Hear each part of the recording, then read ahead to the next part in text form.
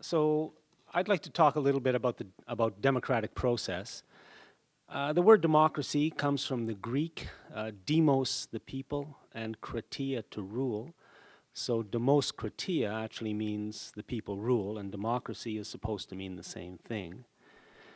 So I'm wondering if we're going to go for a democratic decision or a private-profit partnership. I saw some people speaking at this very location on YouTube just this afternoon. Some of the speakers have been filmed.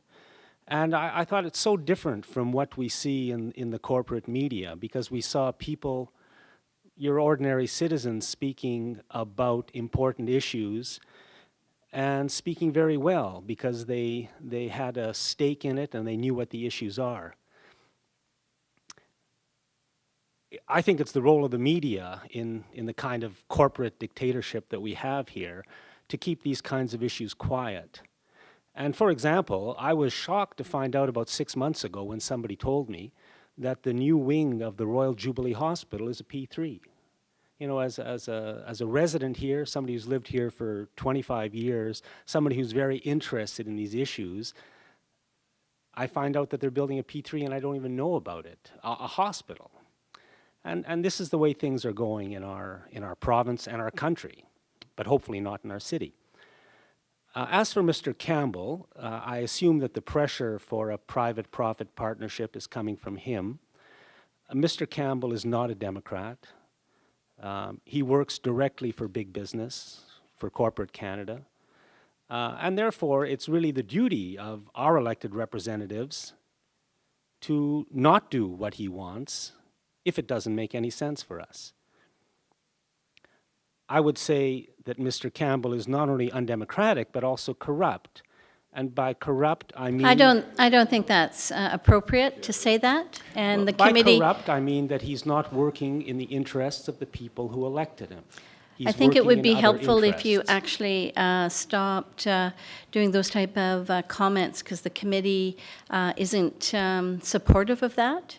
We need you to talk about democracy, and we need you to talk about the process, not degrade one person or the other. And the committee's had these comments before. If you've had the comments before, it's because that's how people feel, and people honestly feel that way, and that's how I feel. And I believe he is corrupt. He's not working for the people who elected him. That's what I mean. Nothing else is meant by that term by me. I understand that we already have a secondary sewage treatment plant operating in the Sydney and Central Saanich area at a cost of about $10 per household per month.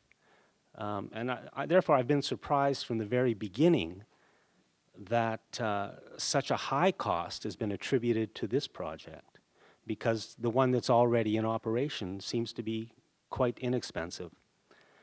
I went to the open house a couple of weeks ago.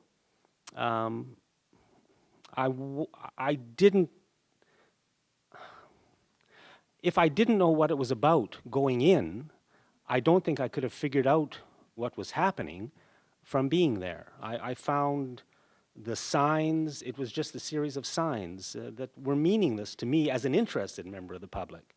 Imagine somebody who just wants to get some information. And yet, I know, because I've been going to these kinds of open houses for 20 years now, although I've largely stopped going, that that's what open houses have come to be. It's just a way of controlling the public. Therefore, people can say, well, we've had public meetings, we've had open houses, but there really, at an open house, is no role for the public except to walk around in a circle, read information that's, I thought, unintelligible, really. You have 1 minute. Thank you.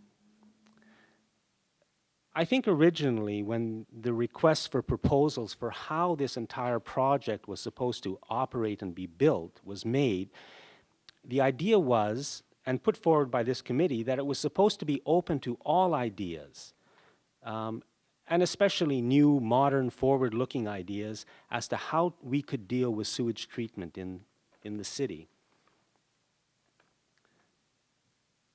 But instead, I think the process has been changed, and I'd say manipulated, so that good ideas, possibly the best ideas, for the best kind of sewage treatment, the most modern kind of sewage treatment, have been kept out.